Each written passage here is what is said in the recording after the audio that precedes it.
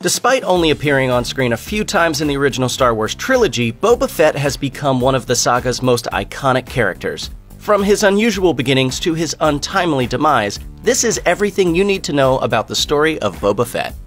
During the last days of the Old Republic, a group of cloners on the planet Kamino created a clone army, supposedly on the orders of the Jedi High Council. To do this, they used the genetic material of a bounty hunter named Jango Fett. There was one clone, however, who remained unaltered at Jango's request. This unaltered clone is Boba Fett, who was raised to believe that he is Jango's actual son. And that's where this story begins. Enter Obi-Wan Kenobi. Hello there. When Obi-Wan arrives on Kamino to question Jango about his involvement in the assassination attempt of Padme Amidala, their relationship gets off to a fairly rocky start. Obi-Wan knows that Jango is the killer he's been looking for, and Jango realizes he and his son will need to make a quick getaway. It's at this point that Boba Fett's hatred for the Jedi Order begins. Even as a child, he's witnessed their distrust of his father, a man he very clearly looks up to. After deliberating with the Jedi Council, Obi-Wan Kenobi returns to apprehend Jango Fett. By the time he gets back, however, Jango and Boba are in the process of making their escape from Kamino. When a fight breaks out between Obi-Wan and Jango outside Jango's ship, Boba is forced to defend his father against the Jedi. The Fetts manage to escape, but not before Obi-Wan is able to secure a homing device on the hull of their ship. He catches up to the pair near Geonosis, and the battle continues in an asteroid field. Thinking they've outrun Obi-Wan, the Fetts take refuge on the planet, along with Count Dooku and his separatist army. When the Jedi storm Geonosis to come to Obi-Wan's aid, a battle ensues that brings them face to face with the full force of Count Dooku's army. Boba Fett watches from the sidelines as his father enters the fray, acting first as Dooku's personal bodyguard, and eventually going head-on against Jedi Master Mace Windu. After a brief fight, Windu takes Jango out with a single swing of his lightsaber, cutting off his head and leaving Boba an orphan. Boba vows revenge on Mace Windu for his father's death and vanishes, just as the new Grand Army of the Republic swoops in to save the Jedi, thus beginning an all-out war that would last for the next 3 years.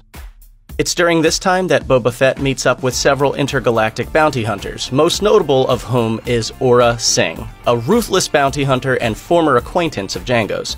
Aurra essentially adopts Boba, allowing him to work on her crew while teaching him the ins and outs of the trade. In the Clone Wars, Boba's real introduction to his father's line of work is rough, made all the more difficult by Aurra's heartless approach to their business. Anyone who crosses her is killed without a second thought. And although Boba sees himself as part of her inner circle, it becomes clear as time goes on that he's only there to serve her interests.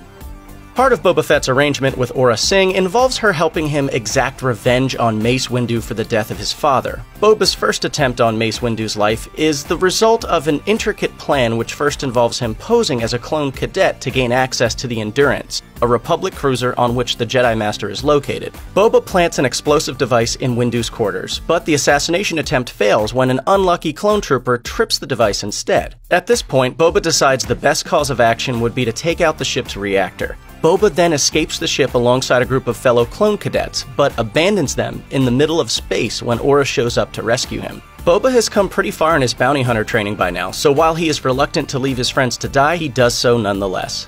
After all, the life of a bounty hunter doesn't allow room for such trivial things as friends.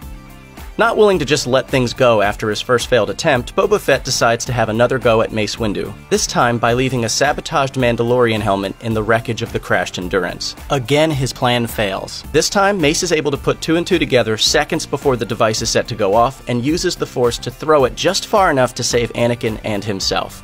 Thinking his plan has succeeded, Boba convinces Aurra Sing to return to the crash site by telling her that Count Dooku will pay a higher bounty if they're able to turn over the Jedi's head. He also picks a fight with another bounty hunter, and asserts himself as the guy who's been taking all the risks. Unfortunately, they're stopped by R2-D2, who's able to pull Mace Windu and a young Anakin Skywalker to safety before Boba and the gang can finish what they started. At this point, Boba Fett knows he's failed twice to kill the man responsible for his father's murder, and it's starting to get to him. Aurra Sing decides the best thing to do is to murder one of the clone hostages they've been saving for Count Dooku and send the footage to the Jedi Council, along with the demand that Mace Windu face Boba. In response, the Jedi dispatch a couple of their own to track down the bounty hunters. On Florum, Boba, Aura, and the rest of the crew are confronted by Plo Koon and Anakin Skywalker's Padawan apprentice, Ahsoka Tano. After a quick skirmish, Boba does what he does best and sets another bomb off. But the blast only allows for Aura to escape, essentially abandoning the kid in order to save herself. Realizing he's been deserted by the only person he had left in the universe, Boba comes to understand that maybe vengeance isn't the best life path. He's quickly arrested, and although he admits his wrongdoing, he refuses to ever forgive Mace Windu.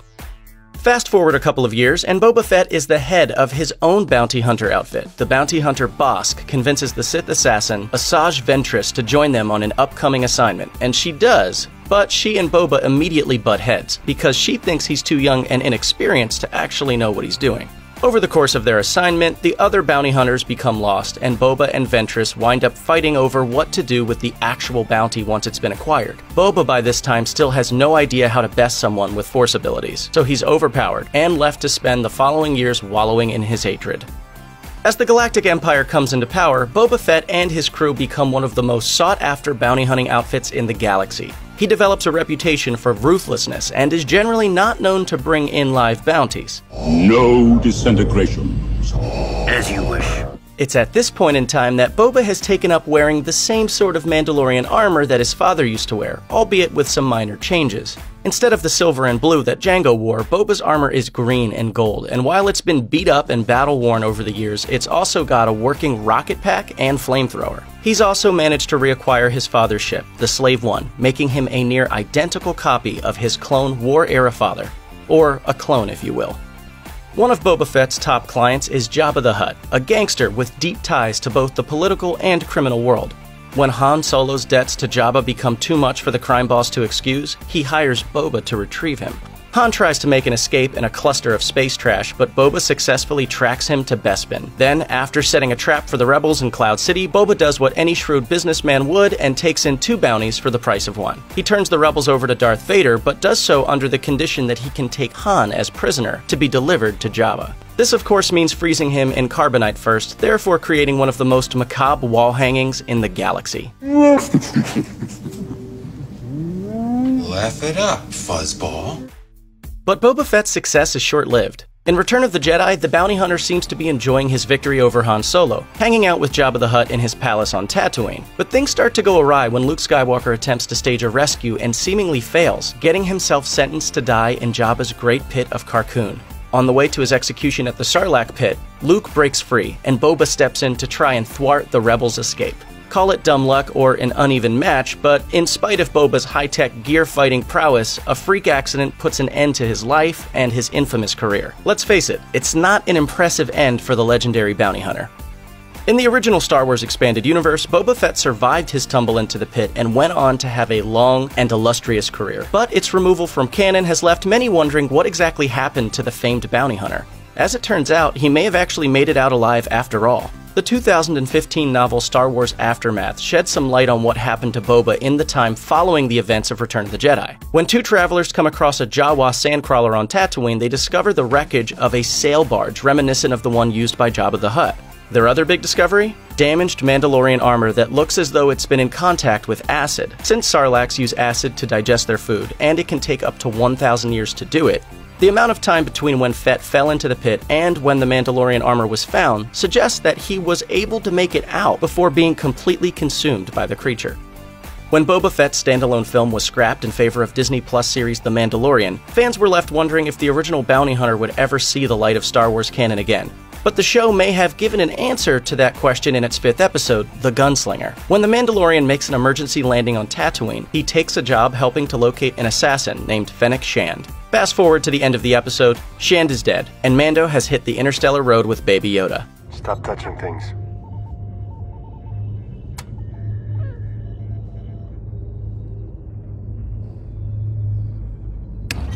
But in the episode's final moments, a mysterious stranger approaches the body, a stranger accompanied by the sound of spurs. Boba Fett fans were quick to point out the possibility that this new bounty hunter could in fact be their beloved Lost Mandalorian, mostly because Boba was accompanied by the same sound effect in the original trilogy. The fact that the cameo's backdrop took place on the same planet Boba supposedly died on also felt a little too much to be mere coincidence. Others, meanwhile, argued that it couldn't have been Fett, citing, among other things, the length of the stranger's cape. Regardless, the mysterious stranger's appearance certainly seems to have opened the door to a future run-in between Boba Fett and the Mandalorian. Whether that actually takes place, however, is yet to be seen.